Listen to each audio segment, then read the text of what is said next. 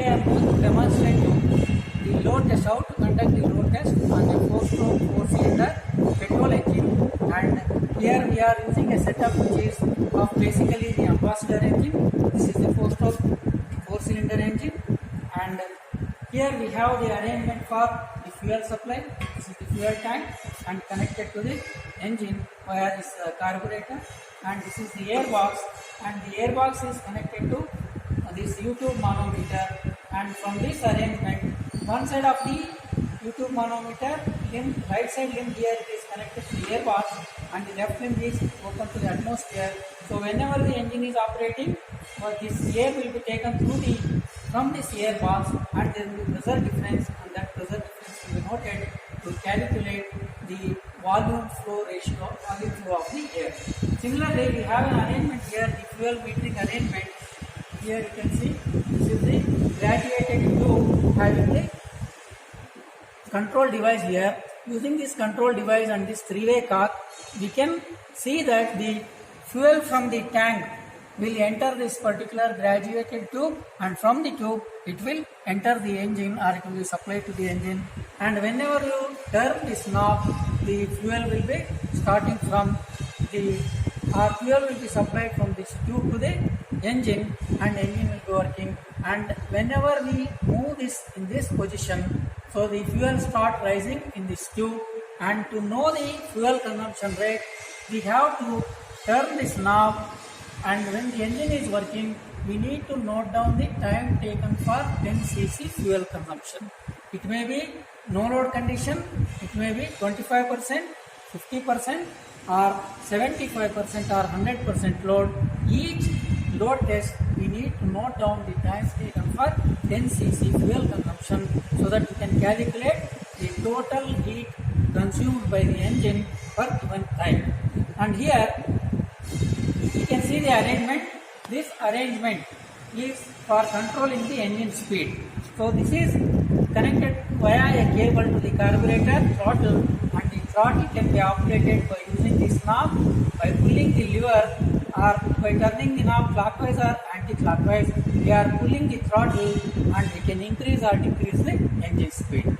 And here you can see this is the engine, and this is the clutch, and this is the coupling, and via this coupling the engine will be, output shaft of the engine is communicating with this drum. Over the drum the rope is wounded, and this is rope type dynamometer, rope drum type of dynamometer. And this is the lever used for engaging or disengaging the engine with this particular drum. So initially when the engine is started, the clutch is disengaged, and by using the key and setting the required speed or the throttle condition, we can start the engine. We can run the engine at the idling speed, and we are going to disengage this clutch before starting the engine.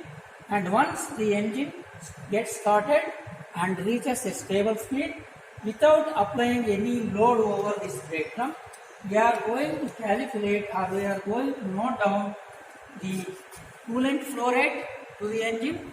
And we can set here the rotometer, we can set the coolant water that is to be supplied. Around 300 liters of water per minute will be supplied, and it can be adjusted by using this valve. So coolant water will be entering here. You can note down the flow rate. Similarly, for 10 cc fuel consumption, we are noting down the time taken, and at the same time we are noting down the readings for the left and the right columns of this U-tube manometer. Now the engine is not started, so the level is same at the left and right.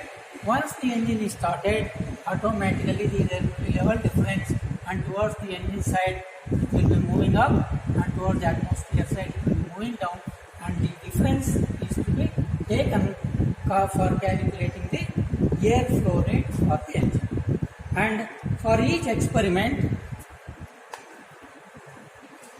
once at no load condition, once the no load test is conducted, we need to see that the drum is connected, and by engaging the clutch, the drum is connected, and now the drum starts rotating, And here there is a device, speedometer. By using this speedometer, we can use this at this particular position, and by switching on the knob, we can measure the RPM of the engine, and it is a digital tachometer.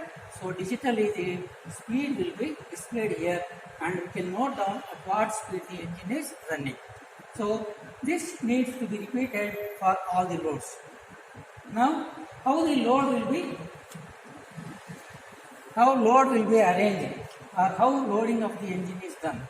For that purpose, this is, as already told you, this is a rope drum brake, rope dynamometer, rope brake dynamometer. You can see this is the rope, and the rope one side it is provided with a hanger, and that hanger is supported here, and another side is connected to this spring scale, and the spring scale is connected to this arrangement here. By rotating this wheel, we can apply the load on this particular drum, and you can see when I rotate this, the needle is moving, indicating that gradually load is being applied on this drum. And for providing extra load, we have the weights. For example, this is a 2 kg weight, and this 2 kg weight if I put on this hanger, so now the total load applied on this brake drum will be the difference between the load that we have placed in the hanger and the reading at the spring scale reading. So this W minus S will be the actual load that will be applied on the brake drum. So initially we are calculating what is meant by 25% load, what is 50% load, what is 75%, and what is 100% load. Later, gradually for each load, we are changing accordingly the required load, and we are running the engine at a rated speed, maybe 1500 RPM or so. We are maintaining that speed, and load will be applied, and the fuel consumption, air consumption, temperature of the inlet water, temperature of the outlet water, all the readings will be noted. So once all these readings are noted, you can calculate the performance parameters as we have already discussed. So once testing is over, so here for noting down the fuel consumption for 10 cc fuel consumption, we can use this stopwatch, which is generally used by a sports person.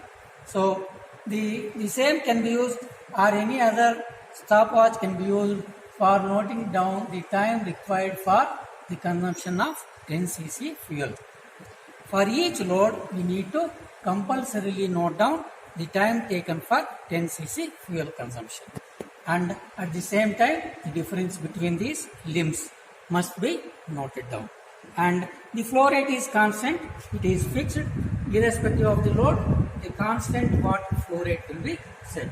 So the temperature of the water can be measured at the outlet. So that is about the procedure for conducting the load test to determine the performance parameters of a 4-stroke 4-cylinder petrol engine by using the rope brake dynamometer method. And here you can also note down the temperature of the exhaust gases. Temperature of the exhaust gases with this device. And the temperature of the coolant, temperature of the exhaust gases helps us to get the heat balance details. It means what is the heat taken by the cooling system, what is the heat taken by the exhaust gases can be determined by using this ambient temperature and the exhaust gas temperature, as well as ambient temperature and the outlet water temperature. So that is in general about the procedure of conducting the experiment load test on this particular engine setup.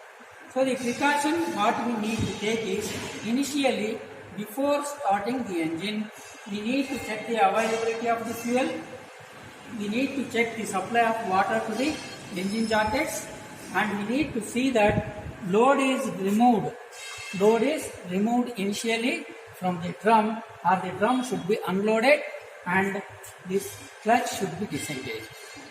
So once we start the engine, then we need to engage the clutch and no load test should be done. Later, gradually the load test should be conducted. And once the conduction of load test is over, we should not suddenly stop the engine. First we need to remove the load. We need to remove the load by rotating this knob. We have to remove the load from the hanger.